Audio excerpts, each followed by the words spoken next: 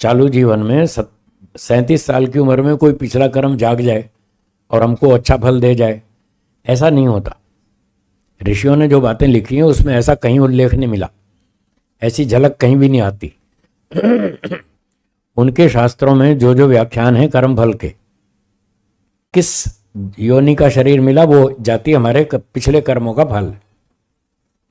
तो मान लीजिए 50,000 कर्मों से मनुष्य का शरीर मिला, मनुष्यों में भी पुरुष का मिला, और मनुष्यों में भी पुरुष का मिला और भारत में मिला, भारत में गुजरात में मिला, अहमदाबाद में मिला, इस परिवार में मिला। ये हमारा पिछले 50,000 कर्मों का फल है। एक तो ये हो गया शरीर। दूसरा आयु, अगर मनुष्य का शरीर मिला है 50,000 कर्म से तो आयु भी मनुष्यों वाली होगी। मनुष्यों की एक औसत आयु आजकल 60-70 वर्ष है, पहले तो 100 वर्ष होती थी। जीवे में शरदा शतम भूयश्च शरदा शतात, हम 100 साल जिए, 100 से अधिक भी जिए, तो पहले की ज़माने की बात है। अब सारा खान पान बिगड़ा हुआ है, हवा पानी सब बिगड़ा हुआ है, अनाज बिगड़ा हुआ है, फल फूल सब बिगड़ा हुआ है, हर चीज़ बिगड़ी हुई है, तो हमारी उम्र भी घट गई। तो औसत आयु 70-80 वर्ष मान लेते हैं। तो जिसको मनुष्य का शरीर दिया ईश्वर ने, उन 50,000 कर्मों से, उन्हीं 50,000 कर्मों से 80 साल की आयु भी दी।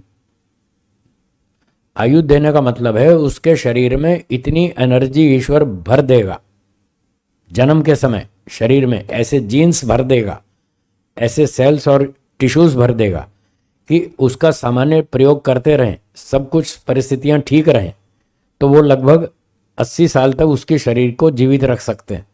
इतनी क्षमता वो भर देगा। इस क्षमता का नाम है आयु। तो ये पिछले कर्मों से हमको 80 साल की आयु मिल गई, हमारी क्षमता। और तीसरा फल है भोग, जाति आयु भोग।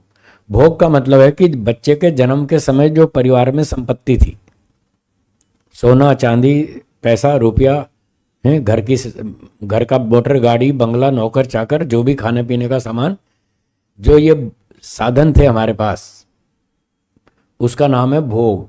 तो जन्म के समय वो हमारे माता पिता बहुत धनवान थे, तो अब पैदा होते ही हमको सारी सुविधा मिल जाएगी, और एक गरीब के यहाँ बच्चे को जन्म दिया, उसको सारी सुविधा नहीं मिल पाई। तो उस दोनों का भोग अलग अलग है। ये जो अलग अलग है ये पिछले जन्म के कर्मों का फल है। तो जन्म के समय जिस परिवार में हमको शरीर आदि मिला, जन्म मिला, तो शरीर मिला, आयु मिली और भोग के साधन मिले, ये हमारे 50,000 पिछले कर्मों का फल है। अब सामान्य रूप से अगर वैदिक सिस्टम से देखें, जो प्राचीन काल का वैदिक सिस्टम है, उसके अनुसार जो ये हमारा पिछले कर्मों का फल है भोग, वो 5, 7, 8, 10, 12 वर्ष तक का ही है, जीवन भर का नहीं है। ये पुराने वैदिक सिस्टम से बता रहा हूँ, क्योंकि वैदिक सिस्टम में 8, 10 साल 12 साल की उम्र में बच्चे को गुरुकुल भेज देंगे, उसका माता पिता से रिश्ता खत्म। पूरा खत्म नहीं हुआ, खत्म जैसा ही समझो, क्योंकि अब उसको गुरुकुल में भेज दिया, अब उसकी बाकी पढ़ाई लिखाई वहाँ होगी, इस जीवन का विशेष विकास वो गुरुकुल में होगा। तो गुरुकुल में आचार्य लोग उसको पढ़ाएंगे और वो भी मेहनत करेगा। तो नए कर्मों से अब उसका आयु और भोग चेंज होगा। अगर गुरुकुल में व्यायाम करेगा, ब्रह्मचारी बनेगा, तपस्या करेगा, उसकी आयु बढ़ जाएगी। अगर व्यायाम नहीं करेगा, शरीर कमज़ोर है, आलसी है, पुरुषार्थ नहीं करता, तो आयु ज़्यादा नहीं बढ़ेगी, उतनी रहेगी। और यदि उल्टे सीधे काम करेगा तो घट भी जाएगी। तो आयुर्वेद में लिखा है आयु बढ़ती भी है और घटती भी है। वो हम इस जन्म के नए कर्मों से बढ़ा भी सकते हैं और घटा भी सकते हैं। ठीक है। अब जो भोग है 10-12 साल तक ही उसने खाया पिया घर में, फिर वो चला गया गुरुकुल में, तो घर से संबंध टूट गया। अब उसकी संपत्ति उसके काम नहीं आएगी, सारी व्यवस्था उसकी गुरुकुल करेगा। अब 25-30 साल का हो गया, तब तक पढ़ता रहा, गुरुकुल में रहा। एक ब्राह्मण का बेटा आया गुरुकुल में, वो पढ़ लिख करके विद्वान बन गया, ब्राह्मण बन गया। तब तो उसको पूछेंगे, बोलो भाई शादी करनी कि नहीं करनी? वो कहे हाँ करनी है। तब तो उसको अपने असली माता पिता के घर भेजेंगे ब्राह्मण के। ये वैदिक सिस्टम है, ठीक है। यदि ब्राह्मण का बेटा पढ़ लिख कर ब्राह्मण बन गया, तब तो असली ब्राह्मण माता पिता जो थे उसके ओरिजिनल, तब तो उसके घर भेजेंगे। और अगर वो गुण कर्म उसका बदल गया, वो क्षत्रिय बन गया। अगर ब्राह्मण का बेटा पढ़ लिख कर 20 साल बाद क्षत्रिय बन गया, तो ओरिजिनल माता पिता के घर नहीं भेजेंगे। बहुत खतरनाक बात है। तो कोई दूसरा जो बलवान क्षत्रिय होगा उसके घर भेजेंगे। लो, अब तुम्हारा पिताजी बदल दिया, माँ भी बदल दी, पिताजी ये देखो ये क्षत्रिय वाले हैं, तुम्हारा गुण कर्म भी क्षत्रिय वाला है, ये भी क्षत्रिय है, अब तुम्हारा मैच होगा, तुम मजे से रहो। है ना विचित्र बात। तो ब्राह्मण का बेटा क्षत्रिय बन जाए तो क्षत्रिय बाप के घर जाएगा, माता पिता चेंज कर देंगे। और क्षत्रिय के घर से बेटा आया, वो पढ़ के विद्वान बन गया, उसको रुचि हो गई ब्राह्मण बनने की, उसको उस ब्राह्मण के घर भेज देंगे जिसका बेटा क्षत्रिय के घर भेजा था। यानी बेटे एक्सचेंज हो जाएंगे। थी, और यही न्याय है, यही उचित है। इसलिए भोग तो वो बस 10-12 साल तक का ही था, आगे कोई गारंटी नहीं है कि हम वापस अपने उसी न्याय से भी नुकसान होगा। संसार है, यहाँ तो अन्याय खूब होता ही है। होता है या नहीं।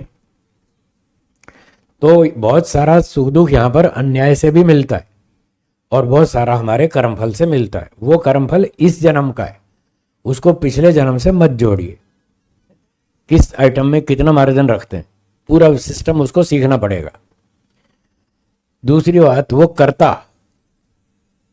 वो चुस्त होना चाहिए, आलसी नहीं होना चाहिए, लापरवाह नहीं होना चाहिए, मूर्ख नहीं होना चाहिए, बुद्धिमान होना चाहिए, चुस्त होना चाहिए। ठीक समय पर दुकान खोले, ठीक समय पर बंद करे, और काम में गड़बड़ ना करे, धोखा ना करे, झूठ नहीं बोले, छल कपट ना करे, ग्राहक के साथ सीधी बात करे, सच्ची बात करे, न्याय से बात करे। इतने गुण उस व्यापारी में होने चाहिए।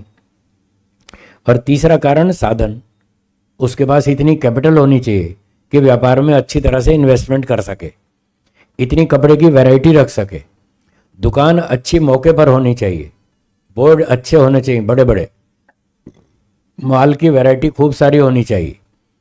तो यानी ये सारे साधन उसके पास अच्छे हैं। 2-4 नौकर चाकर भी होने चाहिए, एक से काम नहीं चलता दुकान में।